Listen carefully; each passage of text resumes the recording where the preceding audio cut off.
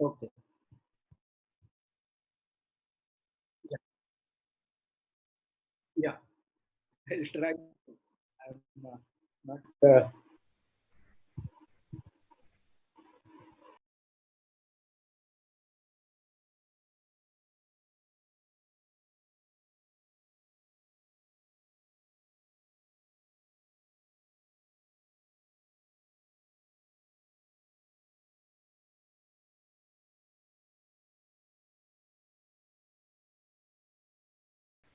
Okay. Hello, and welcome.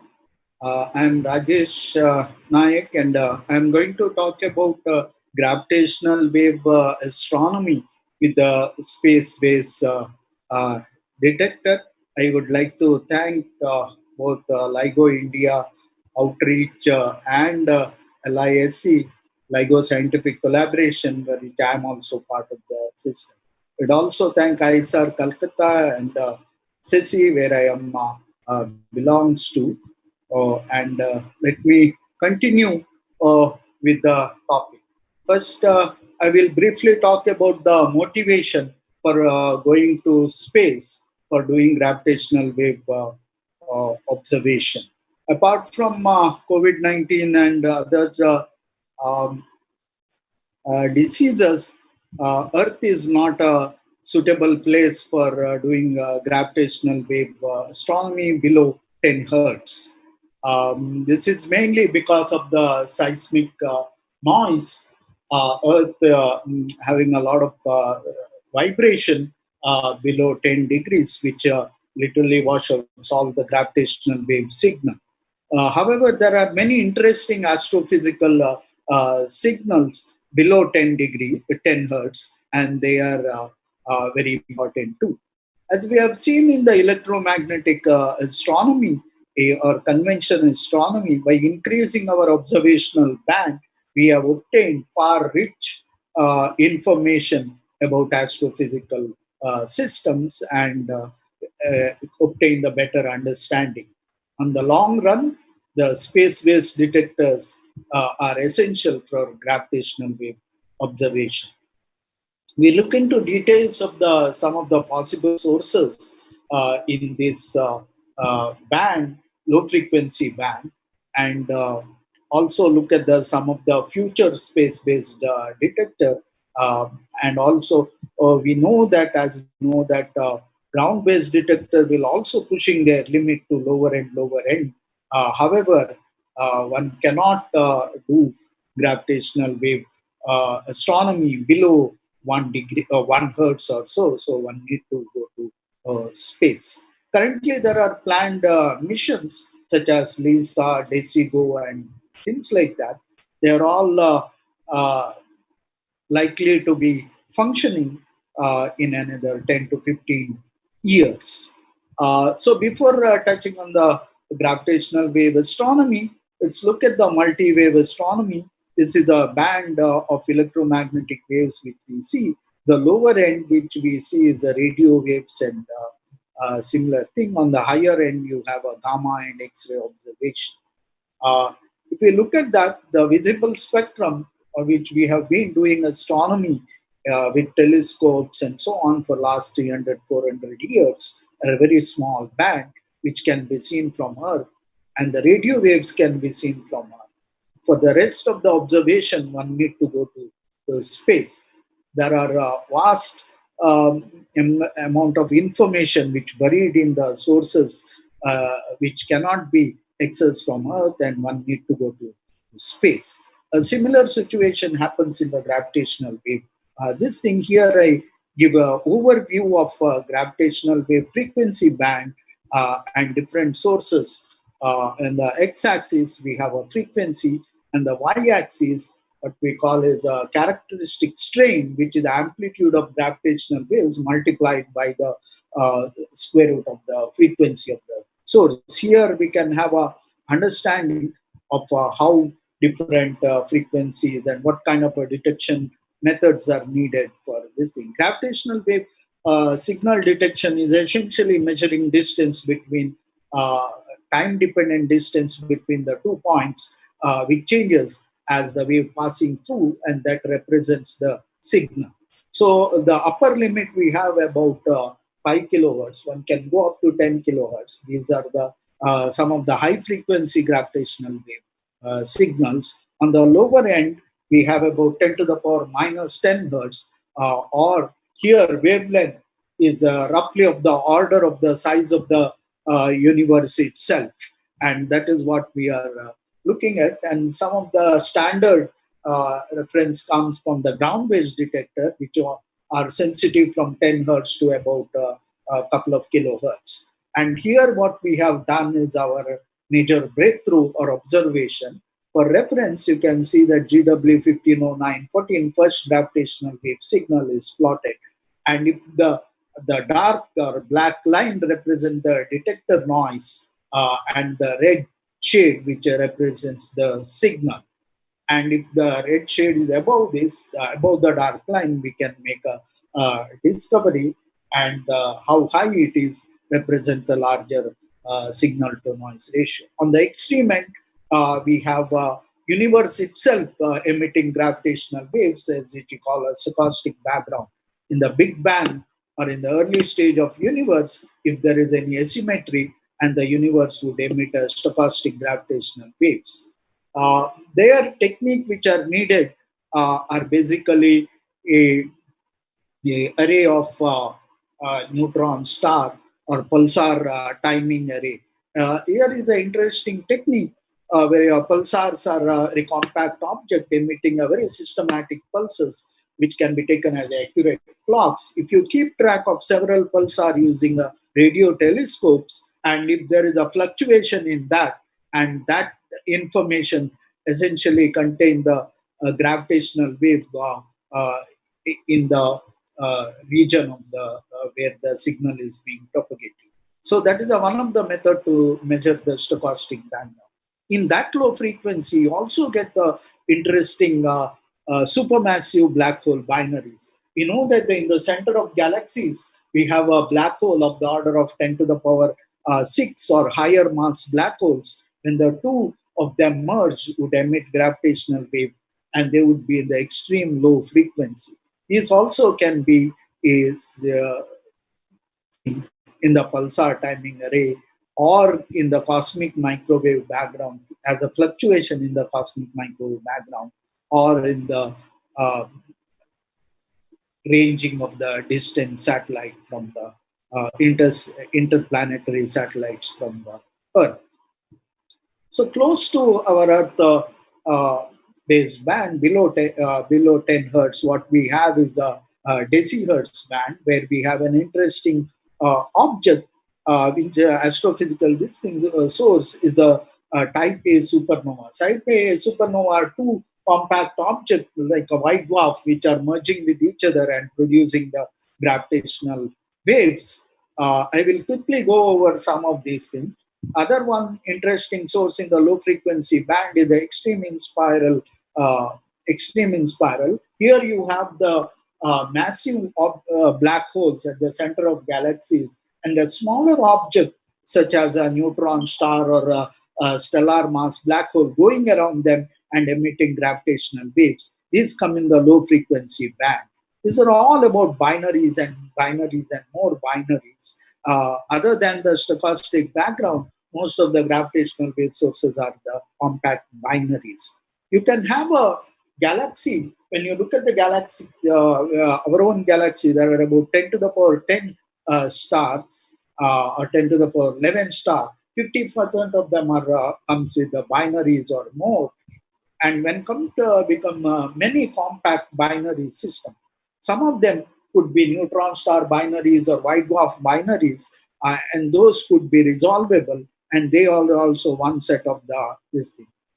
Because large number of binaries present, almost everything emit gravitational waves in this lower frequency band, and they form a stochastic background because their number is so large. They are almost in the millions or few millions sources. Individual sources cannot be detected, and then you have only a stochastic background coming because of them. But when they have a high, when if the system is closer or masses are larger, then we can have resolved binaries. So these are the galactic binaries which we see. Let's look at some of the detectors. Um, when we are looking at the space-based detector, we have seen that there would be a time scale of 10 to 15 years minimum. They would be functional. At that time, scenario for the ground-based detector would have been completely changed. We would have planned detector, ground-based detector, which would have a much higher sensitivity. They are Voyager, Cosmic Explorer, and the Einstein telescope. In comparison, there are planned missions such as LISA. LISA is a very ambitious mission, was very popular about a decade back. Slowly, it has evolved into less ambitious ELISA because of the various constraints.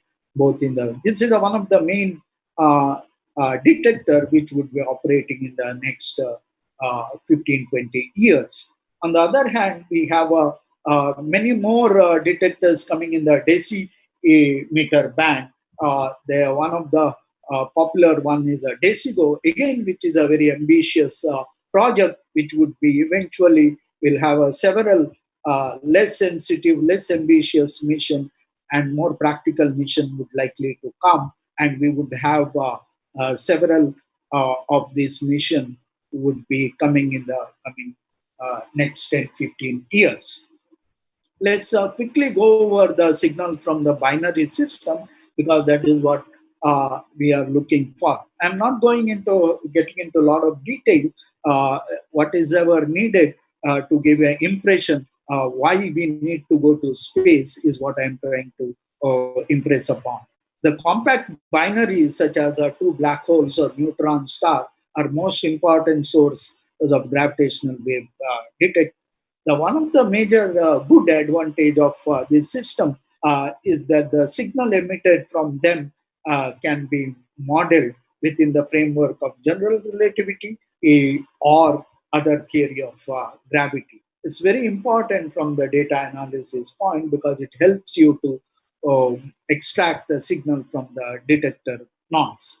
There are main three phases in the evolution of compact binary. First one is we call the in spiral, where things move very slowly, and a lot of approximate methods allow you to calculate the waveform, and they come closer, emitting gravitational wave. Then they merge. It's a highly nonlinear phase. You require all the approximation breakdown, and you require numerical method Einstein solution to Einstein's equation to understand, get the waveform. And the end stage is the ring down. A perturbed black hole would uh, reduce into a Kerr black hole, emitting quasi-normal modes. Let's simplify all this system, and let's try to see the waveform. Let's take this as a two compact object, which is called compact one and object one, and compact object two, which are going around emitting gravitational radiation. So the waveform emitted by them understood with these plots, you can have a time of evolution along x-axis, and y-axis I have put the various subplots. So these plots are made for GW1509, which has about 35 and 30 masses of the black hole, or choke mass about 28 solar mass. So in the first plot, you can see the chirp waveform. It essentially a waveform which comes because as two stars or a black hole go around each other, they emit radiation, lose energy, come closer, go faster. It results in the further emission of emission, and this runaway process goes on, resulting in the increasing in the energy, increasing in the frequency of the emission, as well as the amplitude of emission. That is what is represented in the other two plots. And eventually, what you have is a in spiral space where these things slowly go into the around one another. When you have the frequency as it evolves, when it comes to in your detector band, if your detector is sensitive in the lower frequency about 20 hertz, you begin to see them. That is first detector sees them, and then this waveform chirps or swipes through the signal depending on their masses, and eventually they merge and form a single black hole and end up with the phase of ring down. The wave signal end, there are two possibilities. One is if the mass is more, then the signal merger can happen quickly, and then the signal would naturally end with the in spiral ring merger and ring down. If the masses are very low, for example, neutron star, which has 1.4 solar mass, then their merger and ring down would be at much higher frequency. For example, LIGO is sensitive to 1000 hertz, and that would simply be outside your instrumental sensitivity, and you would be seeing at the upper limit of this. The total duration in which signal seen in the detector is called the chirp time. So gravitational wave signals are essentially transient. So how long they are visible in your detector depending on the masses of the system and the frequency is of the detector. For example, LIGO is sensitive from 20 to 1000 hertz. You could have this on the various other uh, detector sensitivity, and one can calculate how long it lives. More massive system quickly passes through this. The chirp time, the signal duration, is given by expression here, which can be computed based on the signal model. So this what we call is a chirp mass. It's a combination of individual masses of star. It's not necessary for us to know the exact expression. On the other hand, the F naught is the lower frequency limit of the detector. In the case of advanced LIGO, it would be 30 or 20, and it could go on till 10 hertz. So we can calculate, for example, GW150914 first source.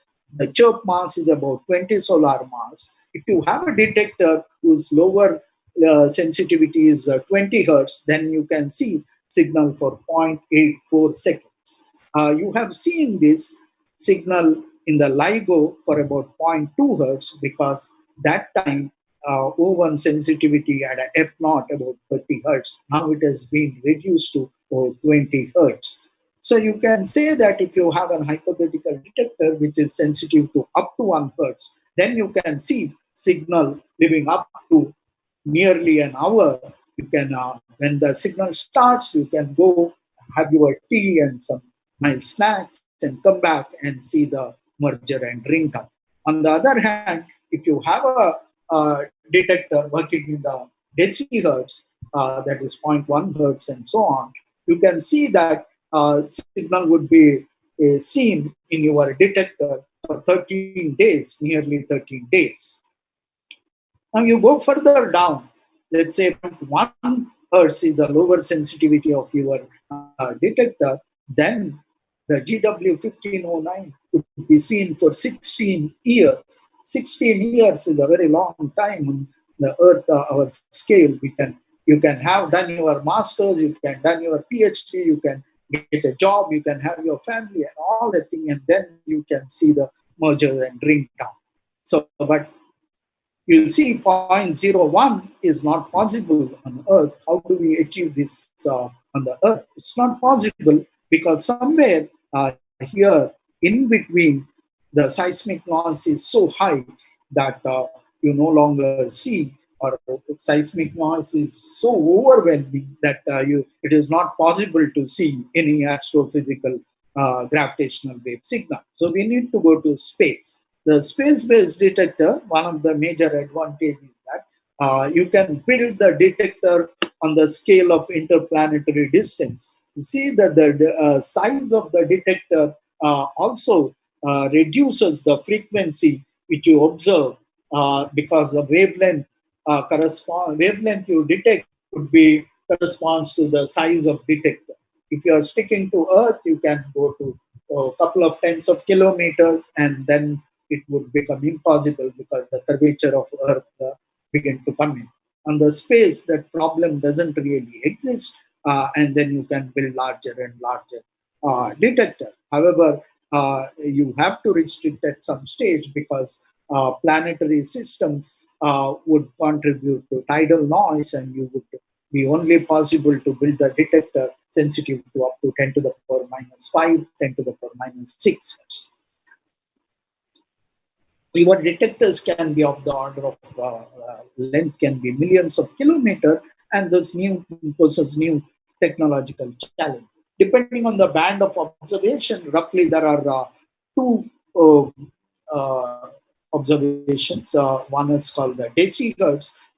Here, sensitivity is zero point 0.1 hertz to 10 hertz. It's roughly overlapped with the advanced ground-based detector. And then you have a millihertz, which is millihertz detector, which is from 0.1 to 10 millihertz. So we have a detector in each of these future planned detector. Let me first go over with the decihertz detector. These are the frequencies 0.1 hertz to 10 hertz, and it is an immediate neighborhood of a ground-based detector.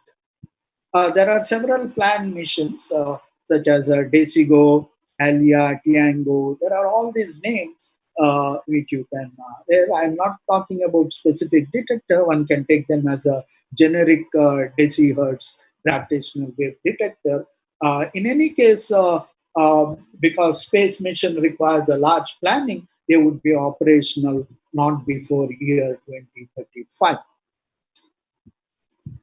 From the astrophysical point of view, one of the main advantage of this band, because it immediately lies the Earth-based detector, is that low mass binary would be smoothly choked from the these detector into the ground-based detector operating at that time. At that time, we expect Voyager and a Cosmic Explorer kind of a detector would be operating on the ground. So you can see them much before which comes into Earth map. That leaves out to the to do the you get an ample time. You have seen that if you go for 0.01 hertz, you can see signal for 16 years, and then you can estimate the parameter very precisely, and then follow up on the ground-based detector. So that makes it very interesting. And this detector can be of the sizes, physical sizes. Arm length can be of the order of 10 to 1,000 kilometers. Um, these satellites, three satellites you would need with one central station and two end station, would be going in the heliocentric orbit or geocentric orbit, depending on the design and various other aspects, such as how big you want and what kind of a noise budget you want, and so on. You can have that.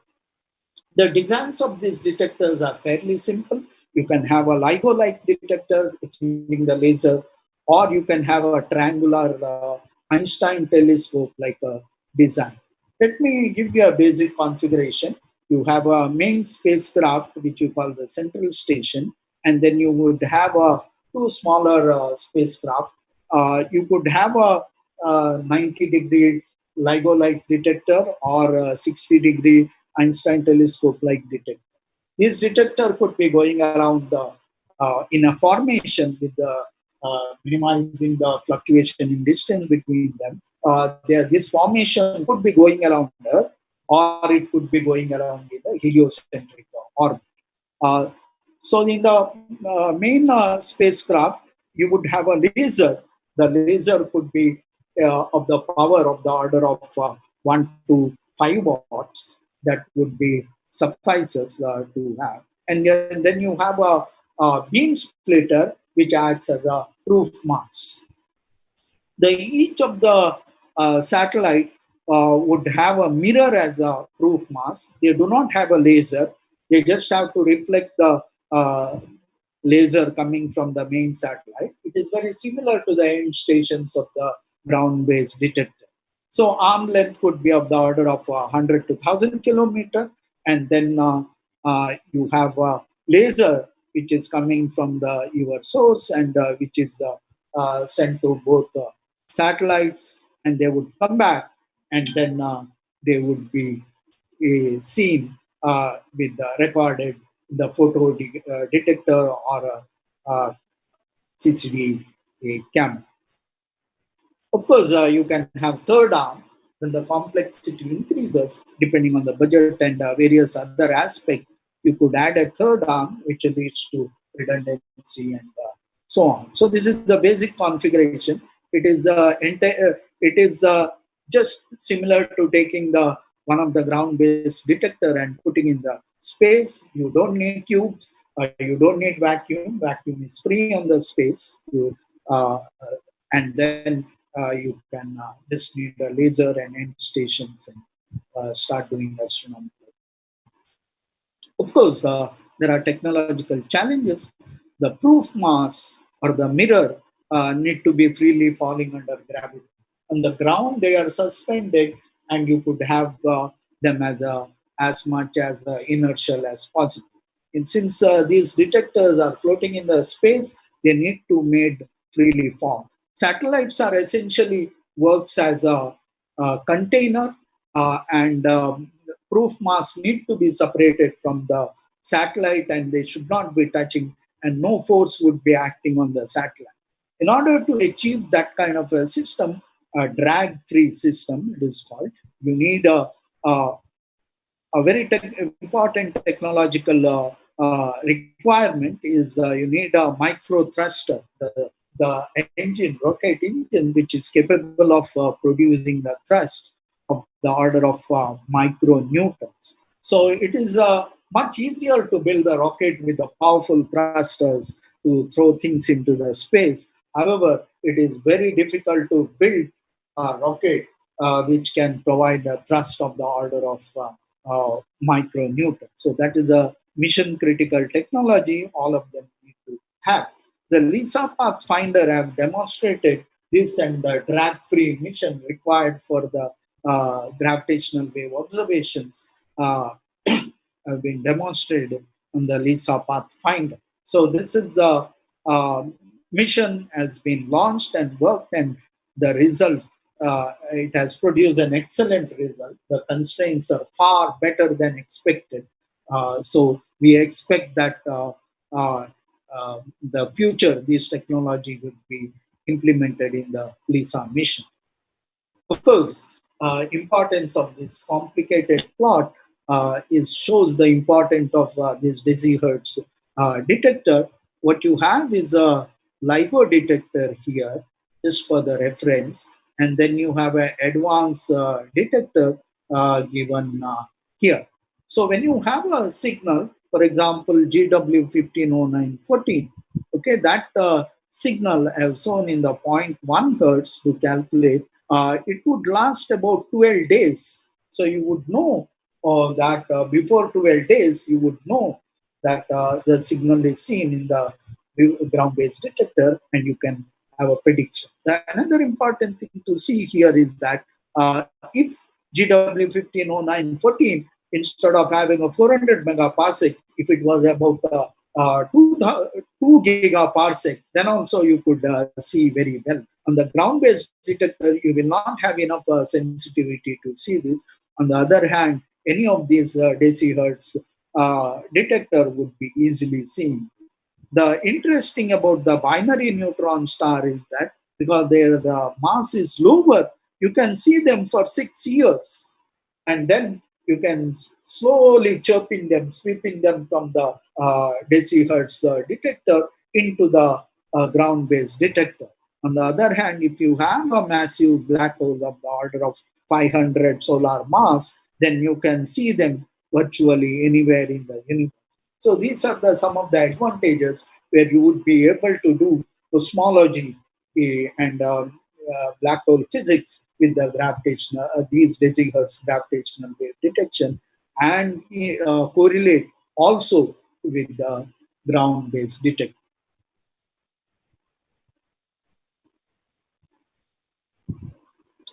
Now let's go to the next band, that is a millihertz band. This is much lower, but it's a much more interesting band. So here the band, optimal band, is zero point 0.1 to 10 millihertz. LISA is one of the most popular detector which have been proposed tens of many decades back. There is up and down interests because of the various geopolitical reasoning. Currently, we have a much toned down version of LISA, which probably would be functional 2030. Europeans are actively involved in this project. LISA Pathfinder has been a great success, so we expect that this would be launched by 2035. Now, this band is astrophysically important because the stellar mass galactic binary are large in number and they fall in this band. Their uh, mass is such that they would be seen in this band, and they would be giving you the details about the galactic structure and these binaries might include white dwarf binaries, which would be emitting some of these lower mass binaries are so large in number, individual sources cannot be resolved, and individual sources cannot be resolved, and you can see only a background noise, which we call is a white dwarf noise. These are capable of seeing supermassive black holes of mass of the order of 10 to the power t to 10 to the power 3 to 10 to the power 6 solar masses virtually anywhere in the universe, which is an interesting to see both from astrophysical and cosmological point of view.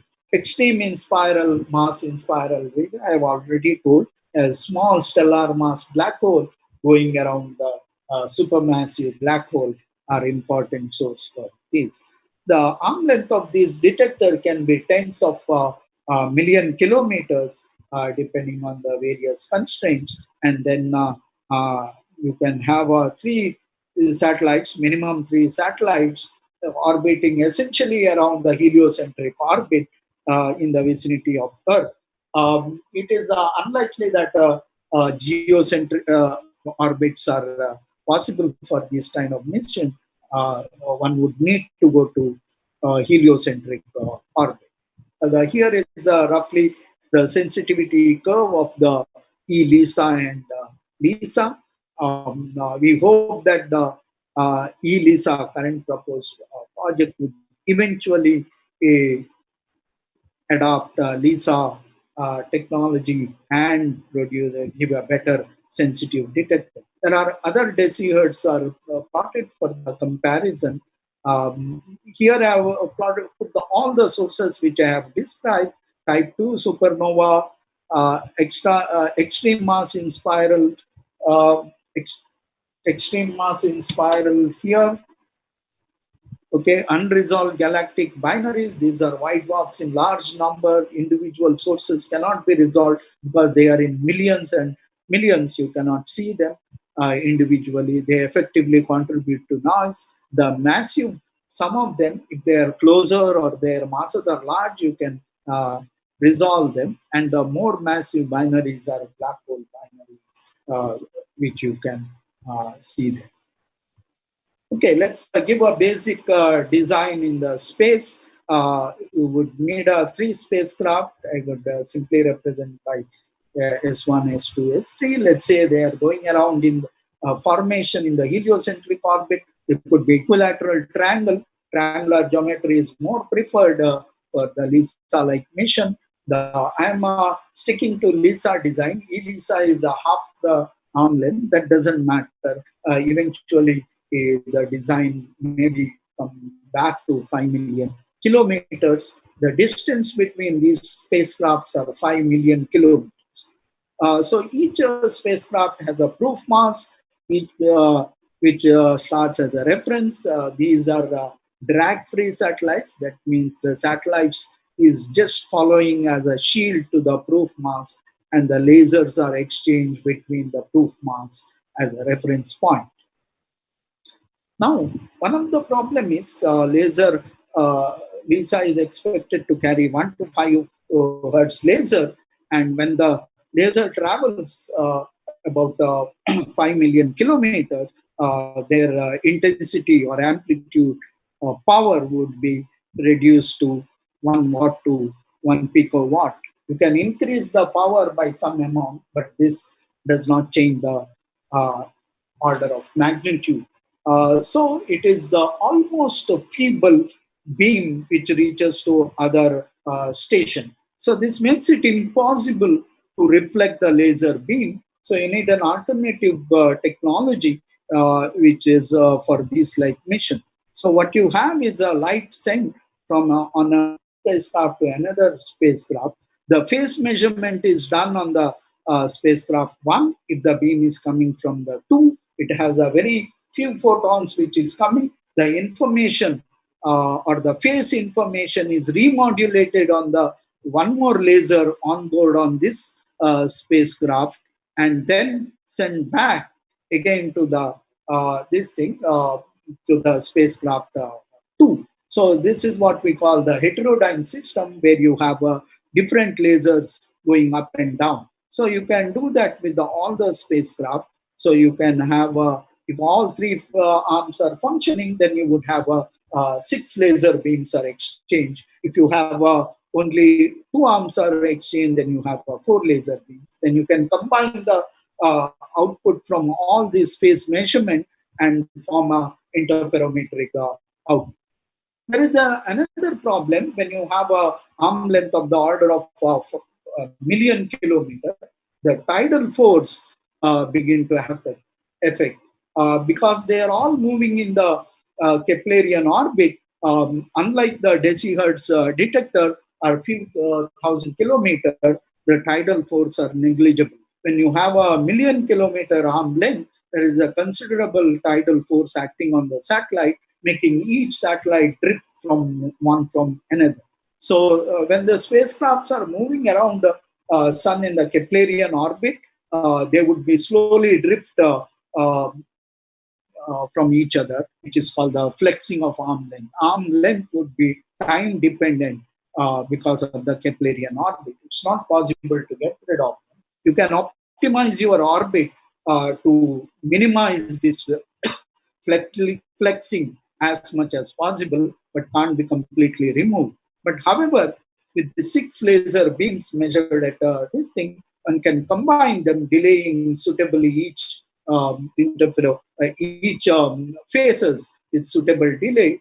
The technique called time delay interferometer to form a full interferometric output, and that is what we call is the time delay interferometry.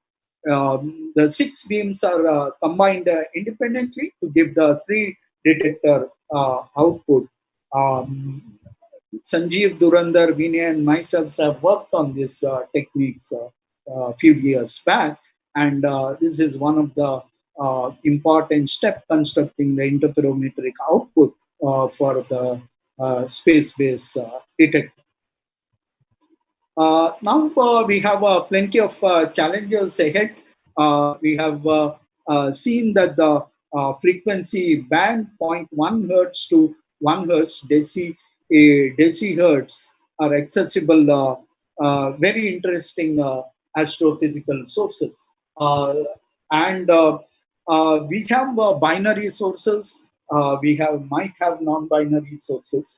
Each time we have explored the new band, we have learned something new in everything. What is when we plan for an experiment or a mission, you have some expectation. That is what we have presented various sources which are modeled as we understand them based on the other astrophysical inputs and so on. And then we also have could have unknowns, completely unforeseen sources. For example, when LIGO was designed mainly keeping the binary neutron star in mind. Of course, people were expecting black hole binaries, but at that time, astrophysically, it was not clear how to create such a binary system, black hole binary system. However, we have seen that the LIGO's first detection was in fact a binary black hole. So this opened up entire new subject. There was an active research pursued in the binary black hole system, resulting in a better understanding of the system. And also, LIGO has seen binary neutron star followed up in the entire this thing. So when we come to this decihertz band, which are very close to the Earth-based detector, and multi-messenger astronomy plays a significant step here. It is not necessary to have a network of detector and so on, because signal lives virtually few years in the decihertz band. Either it is a neutron star or black hole, both can be, sky position can be very precisely estimated, and one can simply use optical or electromagnetic uh, detector or telescopes to point at that direction and follow up even before this signal appear in the ground-based detector. So the decihertz are a significant progress for the multi-messenger astronomy, because it gives you information, far more precise information about the source, such as the sky position. Of course, millihertz has its own charm. It gives a considerable understanding of the black hole, extreme mass in spiral, what happens at the center of black hole, center of galaxies, and possibly detect the signal from the stochastic background in the early universe. Of course, space mission requires a very detailed planning and execution. Some of the technologies are very hard, and one need to explore the possibility of using the better laser. Currently, there are lasers available for 1 to 5 watts, but if one increases that requirement to about 10 hertz, one can increase the sensitivity. The space lasers are quite different from the what is available for the ground-based detector, because in space you do not have that much power available to you. Also, the you have to have it working, and there is no way one can fix it if something goes wrong. So, of course, technology is useful, and there are applicable in the other places too. So decihertz band have a signal chirping through the multiple thing, and then one of the most important thing about the countries which are investing on the ground-based detector, the decihertz band is a natural extension of ground-based detector, because as you increase the sensitivity of the push the limit of the ground-based detector to lower and lower and frequency, the cost goes really high because of the seismic noise. On the other hand, it is much easier to, maybe it is much easier to build a decihertz signal detector and launch it on the space. So we have an exciting time ahead. My time is almost coming to a close, and I would stop here and could have take some questions, or can have some discussions.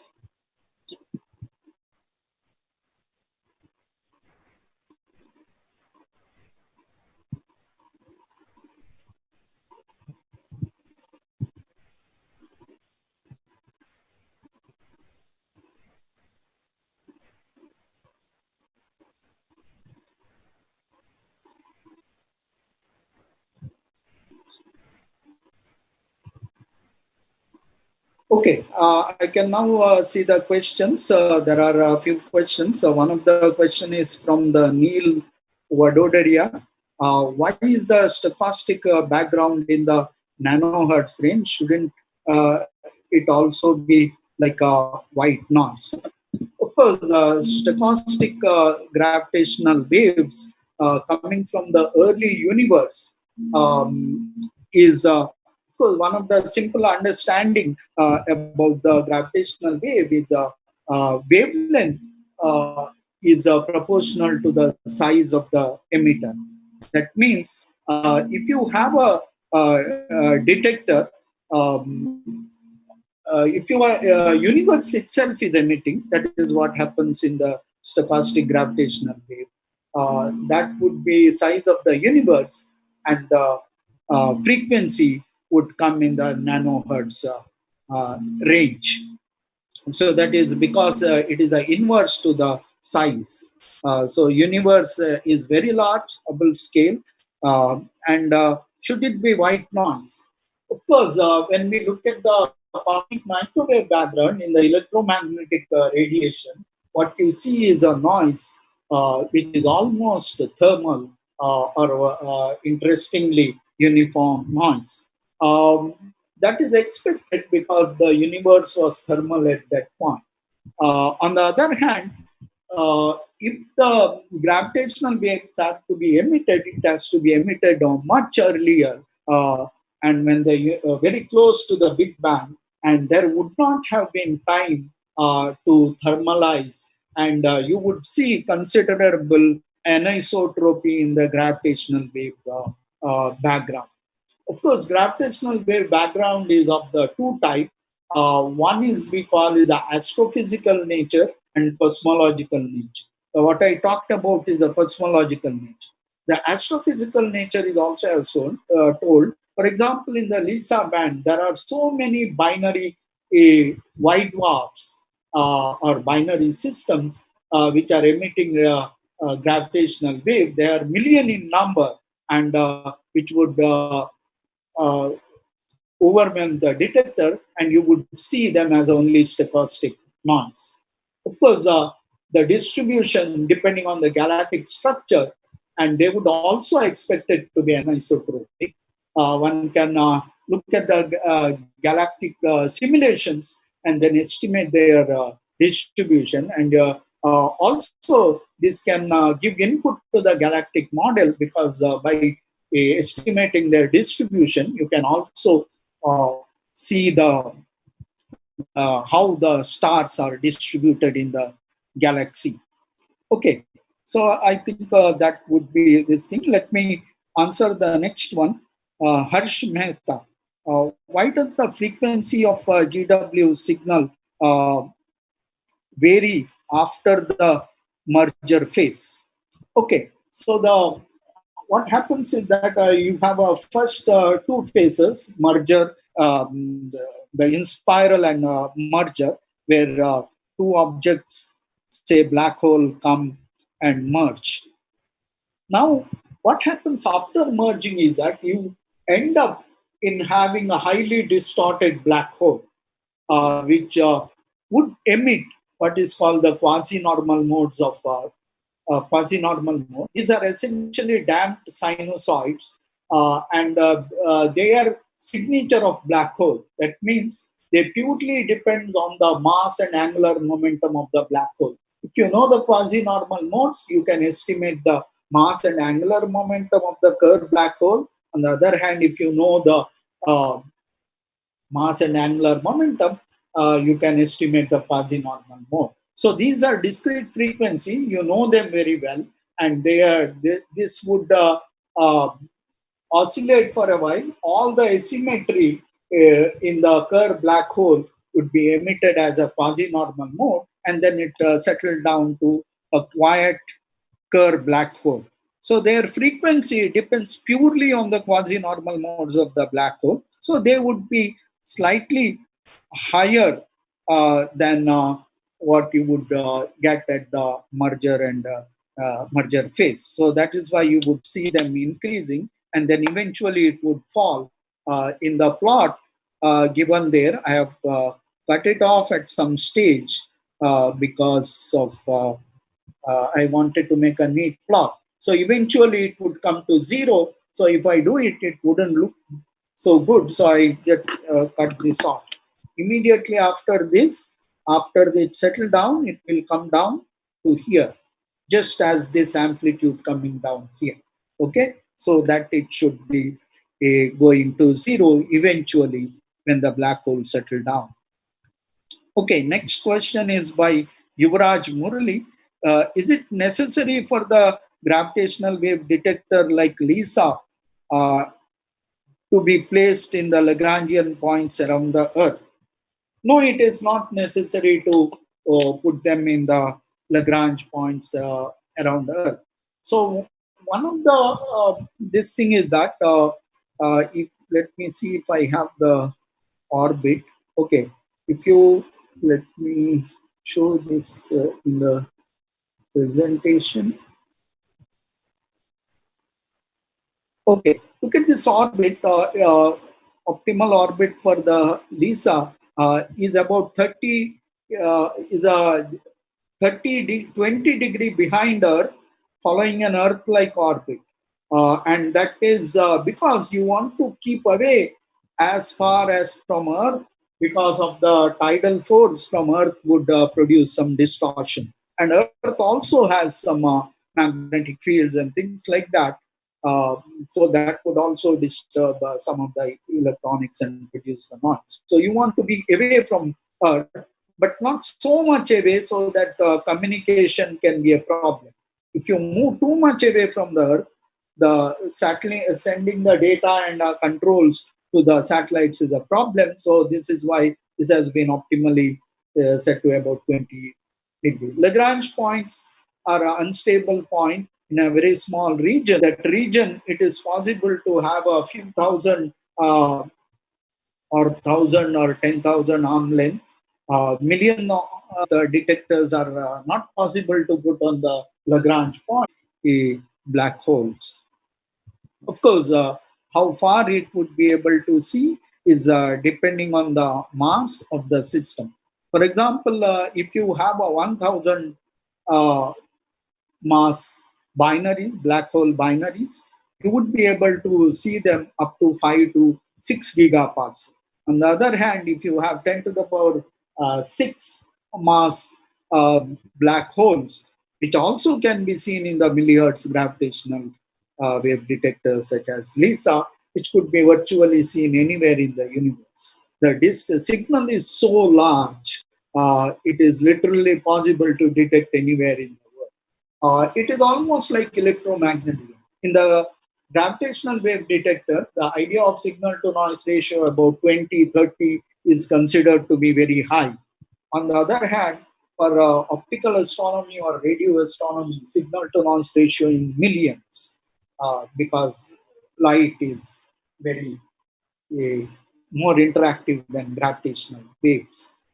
Now, a binary black hole in LISA band could be seen in millions of SNR. From 1,000 to millions of SNR you could see.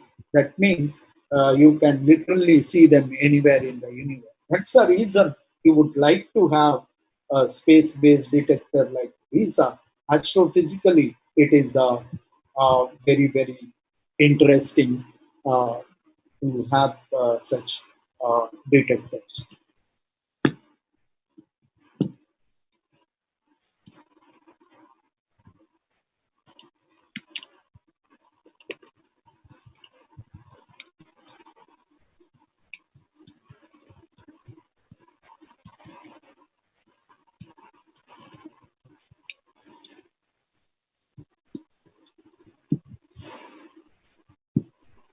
Just a minute, I'm looking for more questions.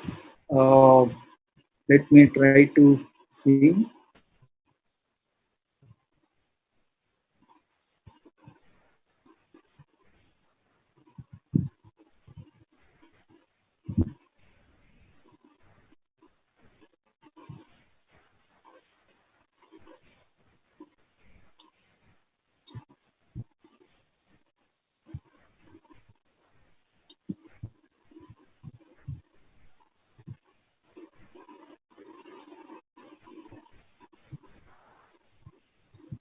Okay, let me answer one more question.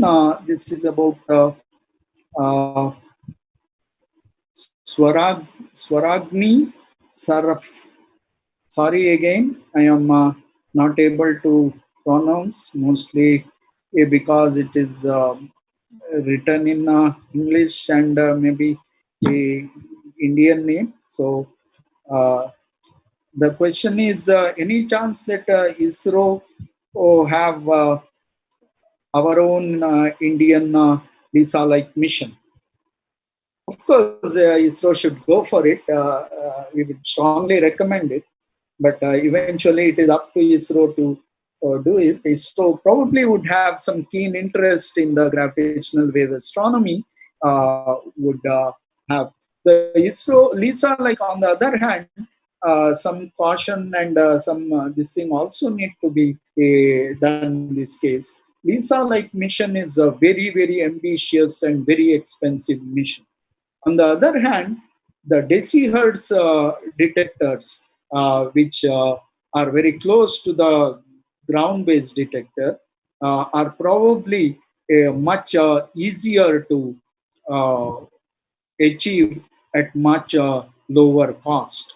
And interestingly, they overlap with the signal with the ground-based detector. So, for a country like India with the less resources and more constraints, so it is practical to go for a decihertz mission rather than an expensive LISA-like mission. Let's see what ISRO does. Hope that they come up with some design and uh, have, because we already planning to our uh, ground-based detector, LIGO-India is going in a full swing. So it would be ready by few years, and then what next would be your question. So we cannot extend the arm length in Indian scenario beyond 4 kilometers. So we left with less choice than going to space. So ISRO should actively take part in that. This I would take the last question. Avinash Patro. The question is, in space, distance between the detector may change due to other factors. How would they distinguish between the change in arm length caused by GW and the change by the other factors? Of course, that is what we call, when we can't distinguish, then we call it a noise. Of course, spacecraft would be moving with respect to each other. Those can be very cleanly monitored, and you could have a understanding. There are noises, uh, proof mass, which is a reference to all gravitational wave detector, is has to be freely floating because they are controlled with the micro thrusters. There could be some residual acceleration which would eventually make it impossible to detect gravitational wave signal and decides the lower frequency for sensitivity. It's similar to seismic noise in the case of ground-based detector. So this is one of the noise which one need to study well and understand what kind of disturbance acceleration directly propagate to uh, proof mass, and that would be very important. On the higher side of the noise is mostly dictated by the shot noise or the laser measurement that one can overcome by increasing the power of the laser.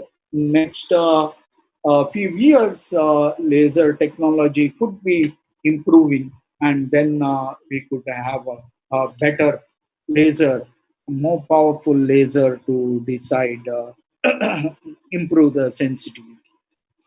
Okay, uh, let me thank you, all of you. I will stop it here, and all the best. Keep your interest in gravitational wave astronomy. That exciting developments are due, and then hope that Beyond LIGO-India, ISRO will also take interest in launching some of the space-based gravitational wave mission.